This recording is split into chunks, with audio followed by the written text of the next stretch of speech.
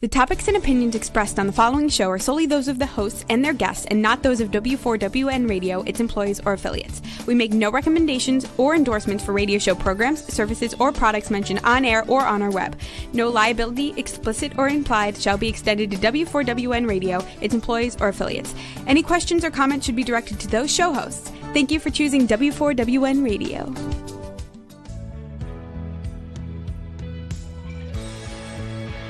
Welcome to Success Secrets Exposed with Sally A. Curtis, where we share stories of challenge, success, and inspiration along with practical tips and strategies to move you forward to your success. And now, here's your host, Sally A. Curtis.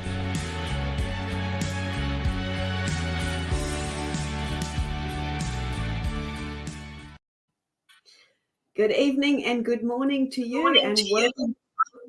Exciting episode today. It's our marketing month. It's our monthly marketing magic episode with myself and Celeste. So welcome, Celeste. Hello. I'm so excited about today's topic.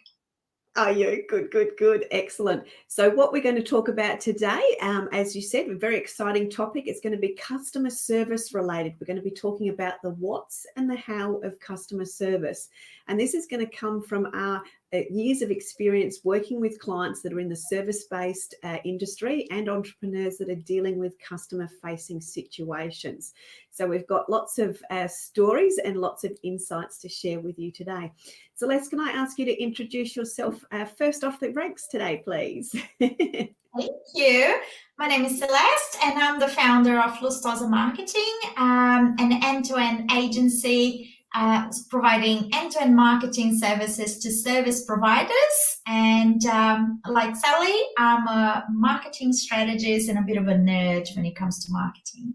Yes, definitely. So lots of fabulous nerd-related stories that really give you insights. I love listening to Celeste's stories and certainly absorb in the magic when she gets telling some of those stories, because they do make it really easy to understand. And for those that are new to the show, my background, as Celeste says, is a marketing strategist as well, but I specialize in the arena of speakers, coaches, and consultants that are building a practice. The areas that I help them with predominantly is LinkedIn lead generation, visibility and credibility, as well as content repurposing. And it is my role to help amplify their voice, their message, and their impact. But more importantly, let's dive into our very first topic today. And I'm going to sling this one over to Celeste to ask you what, as it relates to customer service, what's your definition of customer service? I think one of the things that I was going to start with is that I would like to not say customer service anymore and say customer experience. I think things have really changed in the way people do businesses and the expectations that customers have with the digital world and the fact that we're out there's lots more information and lots of more competition. I think now it's not just a service, it's an experience. What do you think, Sally? Yeah, I was reading up on the transitions and the trends that have occurred since COVID, and we were sort of talked about customer experience back before COVID had actually hit. But I really think the clients or the customers' version of that, they've got much more knowledgeable. They're coming back out into their world now, and they want that experience. They know and instinctively feel that experience or not feel that experience. So they're actually looking for it, even though they might not know how to name it yet. They are actually absolutely looking for it, and they know when it's not there, and they'll let you know about it for sure.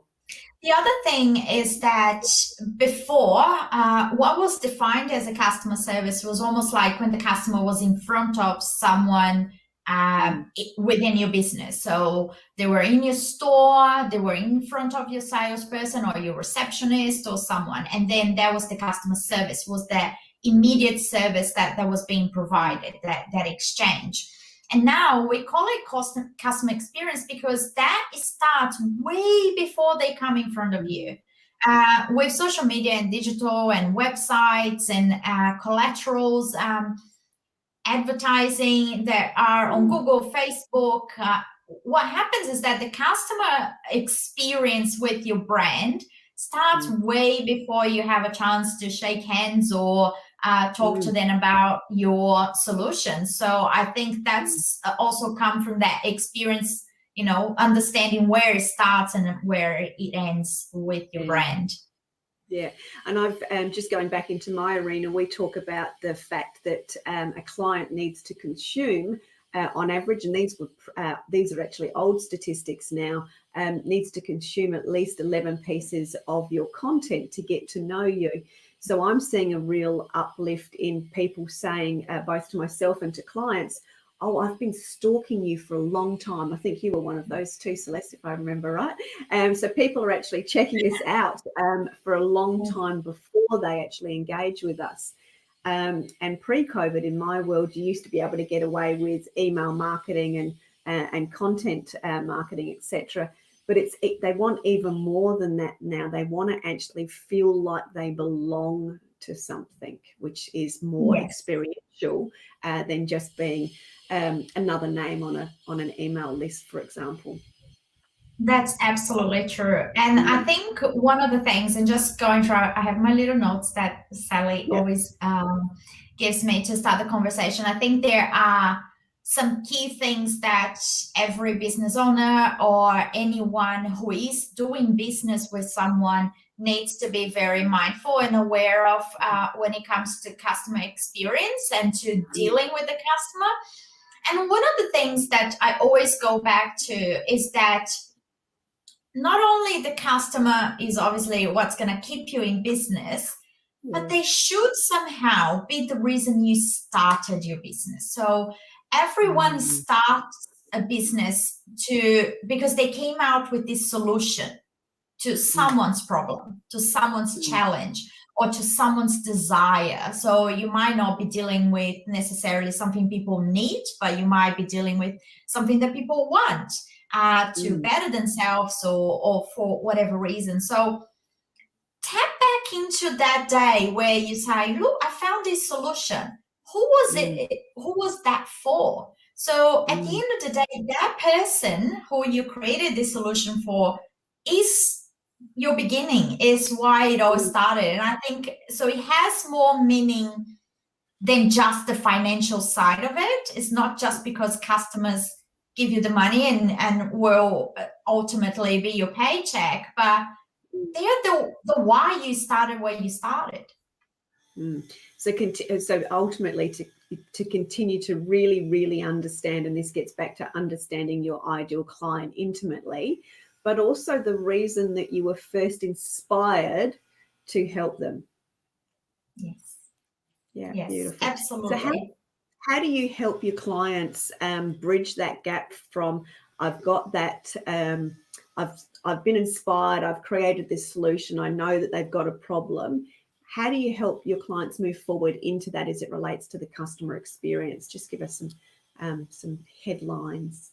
So I think one of the things is the communication, the messaging. So lots of people want something, but they don't necessarily know that they want it too early in the process. And you can help them figure that out with good copy, good content, with a clear message of what you do and why and how that gets delivered. But the other thing is that today it's not enough just to have one website or have a Facebook page or a social media page or have an email marketing. We today talk about customer journey, and that journey will have a number of touch points that your brand should be reinforcing and like helping them with the messaging, with the right message at the right time within their journey. So I think one is really nail down that customer persona. And I think that's a step that seems so basic and lots of people forget about it, is who actually your customer is. And please don't say women. That's too much. So you're not going to be able to service I don't even know how many women are in the world, but you need to go, go more narrow than that. So it's not just people if they're 15 or 20 in their 20s. So I think, if you started your business and you're doing all these things and you kind of not getting the traction that you need, maybe pause, take a step back and go back. Did you actually map out that customer persona, that avatar, what that person looks like, and start there? And I think that's a step lots of people forget. Yeah, and it's a step that people want to rush through, and ultimately rushing through it gives you what I call a scattergun approach, because you don't have the clarity of how to converse with them, what words to use for them, understanding that, what they're actually, what they're really actually going through. I remember working with a consultant, she was a coach, and she worked with women. And I had been in her training rooms at some point, and we were talking about getting her some marketing and getting clear on her messaging, etc. And I remember saying to her, and you will relate to this, so who do you actually, who is your client? And she said, oh, women, but I serve some men too. It's like, okay, so that's everybody. And we ended up going through just a really simple process, which was, because I'd been in her training rooms with her, I'd been at the back of the room, I was able to say to her, and I'm just sharing this little story in case it's a tip to help you just get some insight of where your starting point was. So I said to her, okay, so you did a workshop on this date and this date and this date. So we pulled three workshops. And I said, tell me about the three of your favorites in that workshop. Tell me about your three favorites in that workshop and your three favorites in that workshop. And we ended up mapping out what the commonality. So we mapped out the three individuals. So we had 9 individuals, and then we tracked across what the commonalities were. And we actually found through that they were all executive women that were sort of 40 to 60. So actually they were 45 to 60.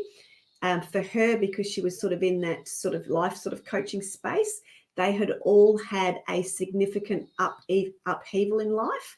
So divorce, death, widowed, or something, or a marriage breakdown. So something really significant. And they actually all lived in the eastern suburbs. And they all worked in roles as executive assistants, PAs. So it was a support, high-end support roles. So with that information of going, I help everyone, and bringing it back to who are your 3 out of the most recent workshops, or who are your favorite, your top 10 customers, and actually mapping out what you know about them, the demographic, the geographic, and the characteristics, and maybe the desires and problems if you know them. And then look for the commonalities. And we were then in a position that we were able to go to these people and these women and say, well, why do you choose this particular coach? And we were able to ask them some questions. And what came out of that was, oh, we love her because she's like a fairy godmother to us. And she was, from a persona, she was very much like that. She cares about us, and we don't feel like we're broken when we come to her. We don't feel like we're fixed.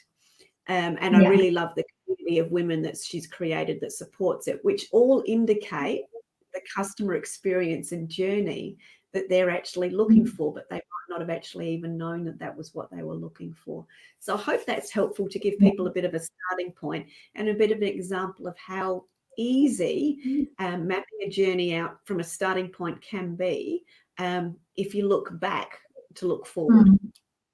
And I think the other thing is that will impact everything else you do with your marketing, in your planning, when you're thinking about the actions of your marketing. So I'm just going to give you an example to that. So I'm obviously someone's customer persona, but I'm a mom and I have a kid in school.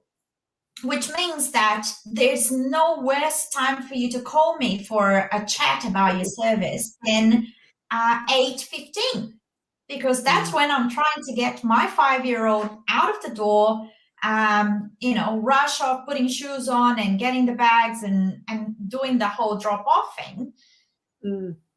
So knowing who I am as a customer would allow you to not call me at certain times, post on social media at the times where you know I'm actually looking. So am I a working mom? Am I, a single mom? And all of these are going to impact the way I want to interact with the brands I consume. So as a consumer, certain times are going to work for you better than others, and understanding who that customer is will allow you to be at the right time, the right place. And I think that's really important too.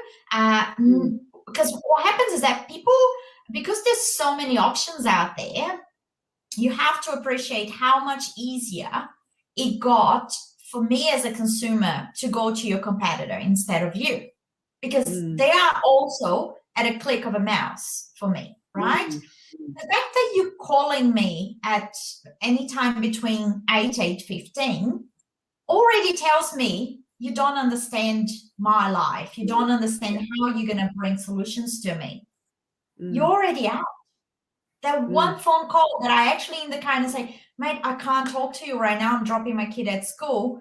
And more often than not, the salesperson doesn't get the hint. Is like, oh, but it will just be 5 minutes. And that's the sale gone.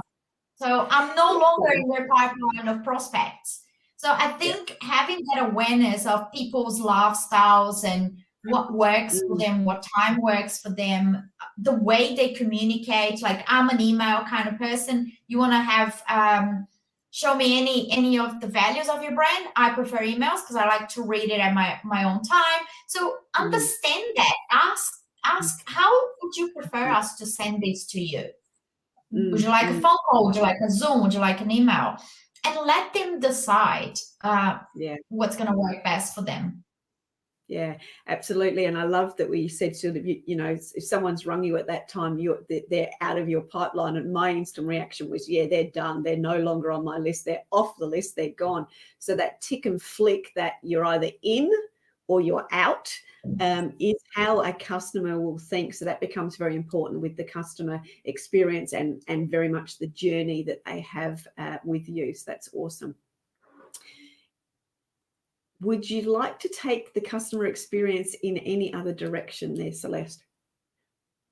I think, and I think just going through some of the key things that you actually need to nail all the time is the listening aspect of it. So when we're talking about understanding someone, there's only one way to understand someone's situation and what they like and how do they prefer things, and it's by asking.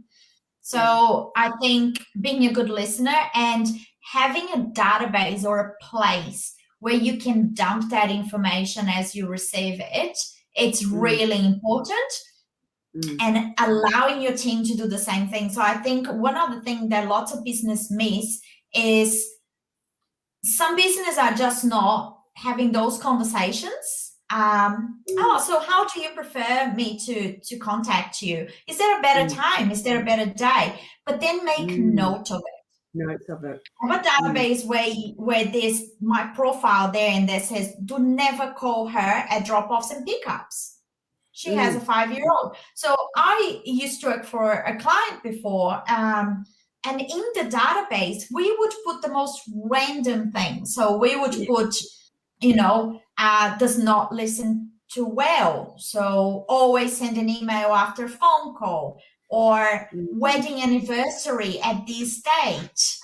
And we were able to, customer experience, the wow factor being in there will put you ahead of the competitors. So we would put meaningful dates in the database as well. So when you're talking to someone saying, sometimes people will give you such valuable information you just miss because you have your sales pitch so, ready to be dropped that you forget the active listening, that people might say, oh, sorry, I'm just getting ready for my son's birthday.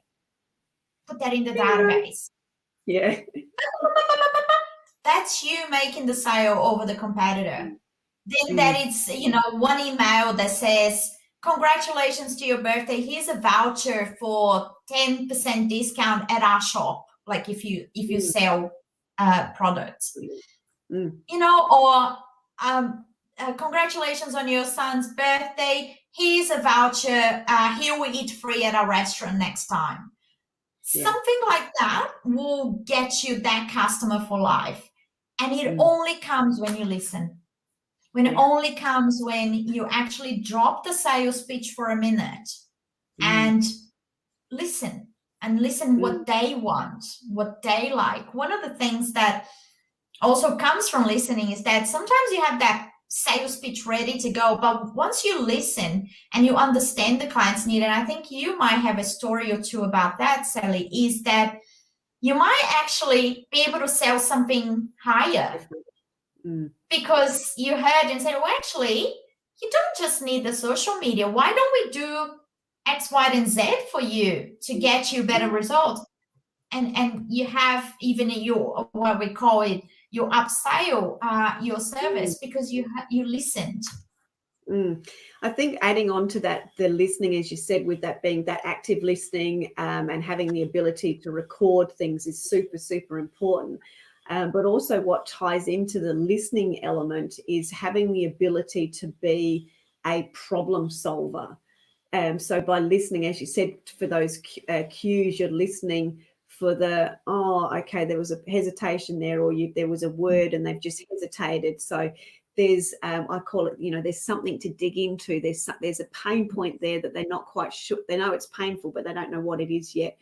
So by listening well and finding the next question, and I find myself often saying, hold on a sec, you just mentioned something about the tech not working, or you just mentioned that you had something and you were working on, say, for example, it was a database is often the one for me. You just mentioned that you've got a database, but something's gone clunky. So straight away, that's what I would call a choke point. There's a problem there. They're dusting over it or fluffing over it because they want to have started a different conversation with you. But by picking up on those little problem clues enables you to sort of dig a little bit deeper and actually solve the bigger problem, which obviously if a customer can do, if you can solve even a bigger problem from what the customer originally was having a conversation with you about, then that becomes a massive win for all of you because you're demonstrating your expertise and you're really helping somebody have significant forward movement. And they will appreciate you for that. I think they will really appreciate that. They will appreciate the fact that that there has been a conversation, that it's not a sales speech, it's actually a conversation because you care about what their concerns are, what their pain points are, and the solution for it as well. I think I was just dealing with a customer yesterday, and agencies have been getting a really bad rap at the moment because apparently there's so many out there over-promising and under-delivering, which is something that Sally and I talk about all the time. And she started talking about their, this doesn't work and this doesn't work. And I stopped and I said, let's just talk about the business. Let's just have a conversation. I'm not selling you anything until I understand if I have something that adds value to you. So why start the conversation from the basics? Like, it's like when you meet someone, you meet someone and you want to understand more about them and a little bit about how their day goes and what are the challenges and the successes, what really worked well once might not be working, but just have conversations. And I think one of the reasons why I gained that client's trust was because I didn't sell. I was just having a conversation. I was trying to understand what made her pick up the phone and call me in the first place. And the funny thing is that, your clients will have the guard up sometimes, and that's okay. It's your job to make them trust you by being authentic, being honest. Don't oversell, overpromise and underdeliver. And try to bring, a wow factor to the conversation. Try to, show them what you're about and why you're aligned. And if you're not, just also don't get the job. Don't do it. Yeah. And Yeah. that's where I think we work very well in those cases when it's not the right job for us. We've usually got somebody else where it is the right job, and it's I often will sit down with clients and say, hey, look, I can do this bit, but what you're really needing is somebody that does this. Okay. So coming from that service aspect, like yesterday was sitting down with a client. They said, no, I absolutely need lead generation. And then they were talking about a magazine that they were going to run an ad in that wasn't actually really a fit for their target market. So I sort of my little spidey senses were going off.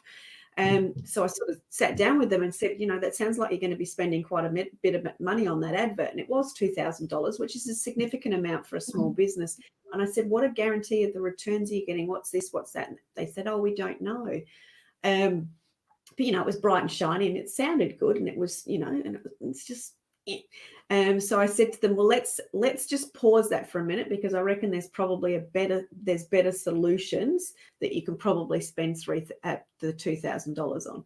But right now you've said to me that you actually need lead generation, but based on the conversation we've just had, again, exploring, listening, writing notes down and mapping out what their goals are, what they're actually trying to do.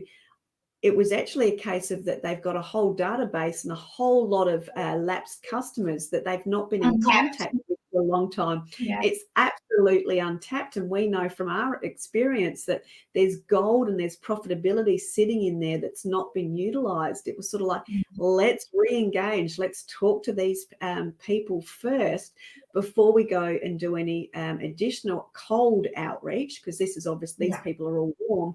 And the other thing was they didn't have some systems to be able to make that work. So if we put more leads in, it would have been like putting water into a bucket. It would all just come out the bottom and it would have all been wasted. So it's very important to be able to have open, honest conversations and listen and be of service is what helping create the customer experience at the very beginning of the journey so that they continue through with you.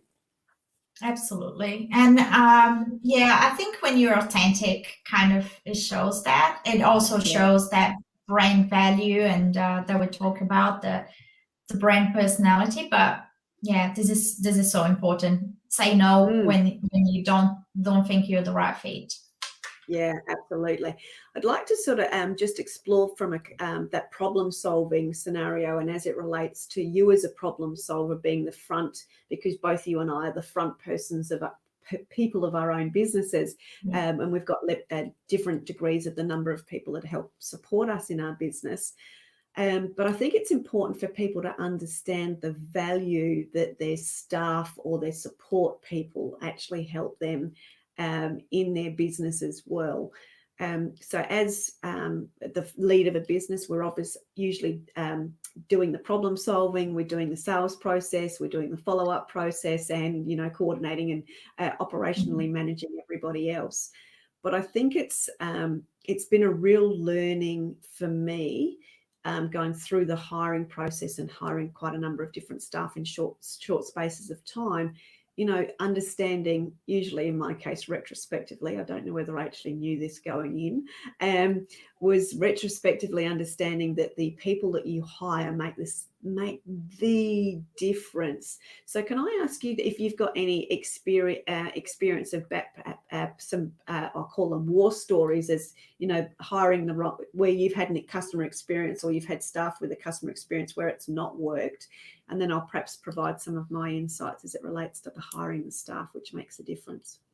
Sure. I think one of the things with teams, so I've not only just before being in my own business, like being a manager or a marketing executive in other businesses, I think businesses are very scared of allowing staff to make certain decisions to turn a bad customer experience into a good one. Yeah. And I mean that mostly when it comes to hospitality. So if you have a restaurant, a bar, cafe, or a shop, you need to so for me, first of all, is you need to hire people you trust, and you need to trust them until they prove to you that they can't be trusted, and then therefore there's a business decision to be made there. Yeah. You need to give your staff autonomy to make a bad experience good again. So I'll just give you a couple of little short examples of things that need to be on the ground that needs to happen. So you go, we went to a fish and chip shop the other day. It took forever. You'll be waiting 10 minutes, 40 minutes later, nothing. And, you know, the staff didn't know what to do with us there. They had no autonomy to just say, look, here's free pack of chips because you had to wait, or your meal is free, which for them is not that big of a deal in terms of, look, I'm so sorry, you had to wait 40 minutes, you don't have to pay. You could see the staff was scared. The body language of them showed how nervous and stressful that they were. Versus another place that we went, these are very different days, different times, different situations, where you know, we had to wait more than we had to. Then, you know, the kitchen, there was some problem in the kitchen, restaurant. And not only at the end, we asked for the bill. Staff was feeling, was apologetic. They were coming, they're like, we're really sorry. This is definitely not how we do business. They came to check on us a couple of times, bring more drinks. And at the end, we did not ask for it. We were quite annoyed. We probably wouldn't go back. The bill came, and it not only had 0 on it, but with a little note. We're really sorry. We appreciate your patience. And it was, you know, it was probably $120. It wasn't like a $10 bill, right? Yeah. And they said, you're only paying for the drinks. So you're not paying for any of the food. And we're really sorry. We really hope to see you again. Do you see the difference? For me as a customer, it's not about the money. Please understand.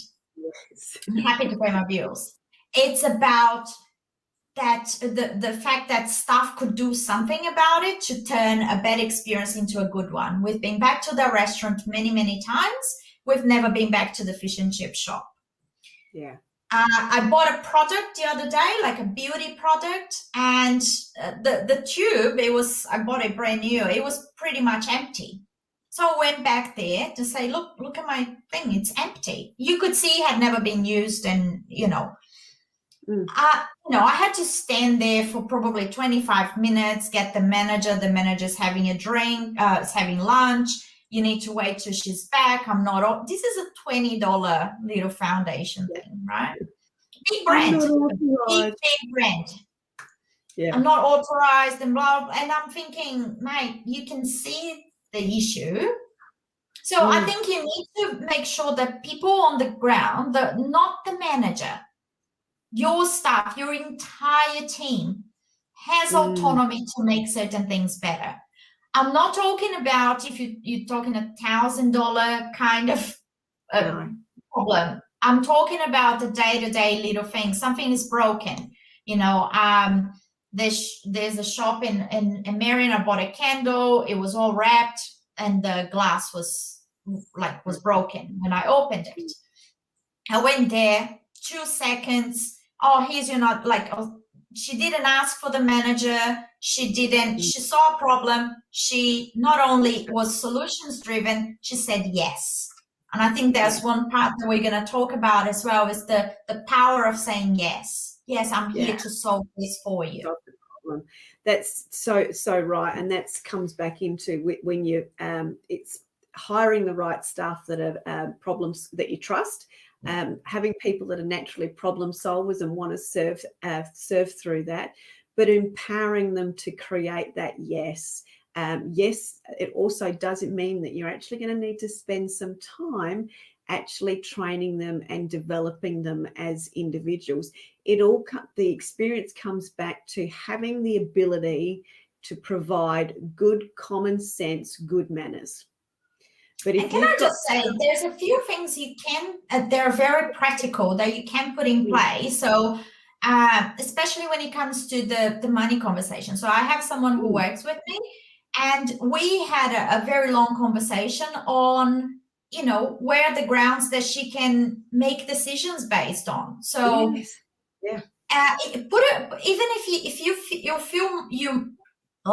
will feel more comfortable putting $1 to it. Say, look, if it's anything under $100 in our cafe and it's gonna keep the customer in, do it.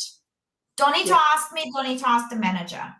If it's over this amount, maybe call the manager. Yeah. You know, so if there's an amount that is actually could impact your business, your numbers, maybe call a manager, and then that can be a more thorough conversation, or you can be involved in the conversation. But also, if there's that number, so if it's above this number, I need to be involved, that's okay. But in the meantime, can you make sure that client had this, they had a free meal, or they had 50% off their next visit, or they had something to keep them feeling appreciated and heard until I can come into this conversation. Yeah, and I think that's important. You know, as you said, that's just such simple practical tips, is to have your criteria, your benchmarks as a dollar value, and your criteria. So something, as an example, in my business, as we get so many referrals in, depending on the value of the referral that I've got in, a quick little example is I've got a little chart that says we've just had a referral from X person. The sale essentially is this amount, and here is a range of gifts that you have permission to automatically send out to them. So I don't need to be involved in that. Obviously, I've been involved in the sales process, but the staff can go, oh, great, we know that we've got to find a gift within this price range. Here are the selections of what are suitable. And based on the person that we know that sent the referral in, we think that it could be that. And they're empowered to make that right decision within the business, which helps create that customer experience. In this case, the customer client referrals. But we've put a process in place. It's just a simple one. It's a little spreadsheet. It's easy to do. It's, again, just empowering the staff to be able to solve that immediate problem that the customer is having in a fast manner, fast and easy manner, that the client, as you said, feels heard. But also, you're not wasting your time. Oh, I've got to ring the manager, I've got to do this. That's the last thing an upset customer wants to hear. Is all they want to hear is, yes, I can solve that for you, not, oh, I can't do it, I'm not authorized, I'll need to get somebody. That's like a great big red flag. Absolutely. And I think the other thing is, and one thing I've heard from so many clients before, and I've always tried to educate them, is that they're like, oh, but what if people will take advantage, or they just want a free meal? People don't do that. So please do not put something in place in case your staff make one bad judgment one time that the customer, wasn't entitled of the free pack of chips and they got it. Please do not have that kind of mentality. People come to complain when they are unsatisfied. People don't waste their time to take advantage. I'm not going to your shop to get a free moisturizer that I've already paid for anyway. So, put things into perspective. And I think when people don't listen and say the yes, we're going to fix this, you're doubting my motives. So from a psychology perspective, the person that's listening to, I need my manager to check the veracity of what you're saying. That's the message you're sending me. I need someone to actually check if you're telling me the truth. And that never goes down. Believe your customer. Believe that the people that are doing business with you are only going to complain if there's a level of insatisfaction. Yeah, and that totally. the fact that they complained is good for your business, because it allows you to identify gaps or things that you need improvement in. It might be, okay, I need an extra pair of hands in the kitchen. If we're taking 40 minutes to deliver the meals, then maybe that means my chef needs help. Yeah. And then you can identify these things to make your business better. So I think lots of business owners get very defensive when customers complain, and I never feel that will take you anywhere in your business. No. And that ties into that sort of having the conversation with yourself in the first case, but also your staff about practicing and demonstrating patience and empathy. So that's that listening, the patience, the empathy. If the customer needs to complain and they want to say more than 3 words about it, don't cut them off. Let them air their concerns, because by listening, you'll hear little cues again. So I think that's very important. Getting everybody to understand that the customer experience is everyone's job. It's not just the customer facing scenario, it's everyone's job, and the ability to listen and to demonstrate their patience and empathy and solve the problem is effectively the steps through continuing to create appropriate customer experiences. And I'll just add that please always be mindful that there's nothing more dangerous for business than a quiet, unsatisfied customer. When they leave your shop. Again, that's deep. Say that again. Yeah. Oh, I don't even know if I can. There's nothing. I'll repeat it. That was a bit too clever for me. There's nothing like worse for business than a quiet, unsatisfied customer. If your customer are unsatisfied, and I know some people get a bit, they're all over the place, they overreacted, this and that. Take the overreaction over the quiet ones. They're going to leave, put a bad review, never come back, never refer. That's what's bad for business. Listening to someone's insatisfaction and saying, okay, that's a valid point, and we need to work through this. Why don't you give us a second chance? Come again in a month's time, and I'll show you all the improvements we've done in that area. Yeah. Or, if it's swapping a product that's not right, why don't you just say, yes, we're really sorry you had that experience with our brand. You know what? Why don't you take this little sample of our newest product as well as I just exchanged the one that you complained about? I promise you're not going to lose money over these little things. You never lose money over trying to make something right. And you do not want unsatisfied, quiet customers. They're the most dangerous one there is, and they're the ones that take you out of business. Yeah, absolutely. So very much about the ability to listen, the ability to say yes, and solve the problem in a very immediate fashion through listening to the customers, because it's all about helping the next customer, a journey for the next customer to be an improvement from the last one. It's always a learning opportunity. And I know we're almost running out of time, but I just need to touch on something very quickly as well, because I feel that is always a question that people ask. Everything that Sally and I are saying does not mean the customer is always right. And I think that whole concept, customer is always right, is very 1980s, no longer applies. The customer isn't always right. That is not the point that we're trying to make. What we're trying to make is that resolving the problem is your job as a business owner. Yeah. Sometimes the customer is not right. That doesn't mean you should get into an argument with them. So them not being right and you hearing will also allow you to make improvements in your business, because the improvement might be that sometimes that is just not the right customer for you, and that's okay. but listening respectfully and understanding. And even sometimes it's going back and checking and say, actually, she's just not the right customer for us. That's okay. But how could we avoid the misunderstanding then? How could we have avoid the expectation that that customer had that we're going to fulfill something that we weren't? Is that something in our copy that needs change? Is that something in our marketing that didn't make it clear to that customer that, no, actually, we're not delivering that. We're not delivering X, we're delivering Y. So it's identifying that. So once again, please do not think, I am not a believer the customer is always right. I think there's a bit of a mix. Sometimes the customer is right, sometimes they're not.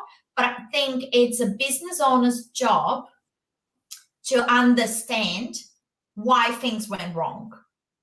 Yeah, absolutely. And I also think by having demonstrating that listening and that patience and that empathy, even with those customers in mind, if the customer feels heard, feels respected, and then understands that they're not a right fit for you, they also then understand who they actually also potentially know that is a right fit for you.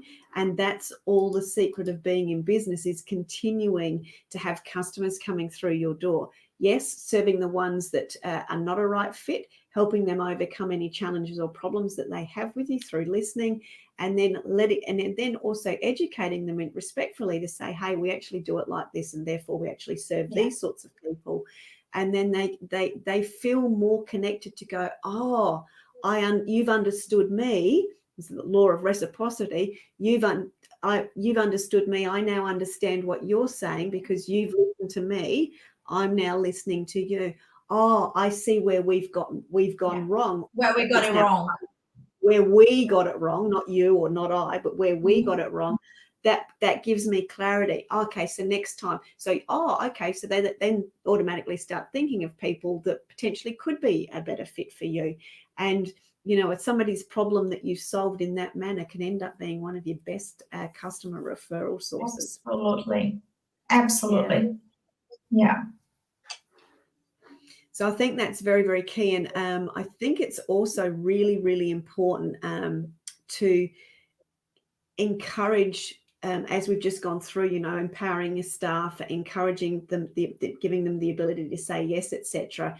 The last closing points on this as we sort of wind into the end of the show is to say that when you see these good deeds, these good actions delivered to your customers, then make sure that they're recognised and potentially rewarded, because if they know they're doing the right thing, they're going to do more of it. Oh, and they will really inspire others to also step up and do the same. And then, you realize you've got this team of superstars who are customer driven, who understand the customer journey, and who are helping your business grow. Yeah, absolutely. And then as a result of that, the customers are then happy as well. And then happy customers tell other people about the service and the experience, or the staff member that helped them out, or your services or products, and they share that information with their others. And that's what business is all about, is getting the networking and getting the referral marketing and the word of mouth marketing, and alongside your existing marketing strategies that you have in place. Yeah, and I think also just, I know we talked a little bit about when things go wrong, but I think when things go right as well, encourage your staff, like they're having customers having really good time, or really being brand ambassadors and talking about your brand highly. Just encourage them to have these conversations about the positives as well. What is it about us that you really like, that really works for you? And that will also be an amazing insight for your next marketing campaign, for your next customer. How are we using that language that came from one happy customer to attract another one? So encourage that. But once again, you need to have a place where you're putting these intelligence, where you're putting this information. So you have to have a database. There are free ones out there. You don't need to spend hundreds of thousands of dollars in a database. you can, but you don't have to. There are free options out there of really sophisticated database where, put the name of the person and write as much information as you can. Absolutely, because all those little intels are all part of the next gold and sequence as far as it comes to communicating with customers. Well, we're just coming to the end of the show. Thank you once again for sharing so much of your wisdom and insights with us from our monthly episode of Marketing Magic. And we look forward to seeing you very much next week. And it will be Celeste and I. You're going to get a double dose of us this month. And we're going to be talking about content creation as well as content repurposing. All of the elements of helping you tell your story out to your communities and audiences. Thank you very, very much. And we will see you naturally next week. Take care. Thank you.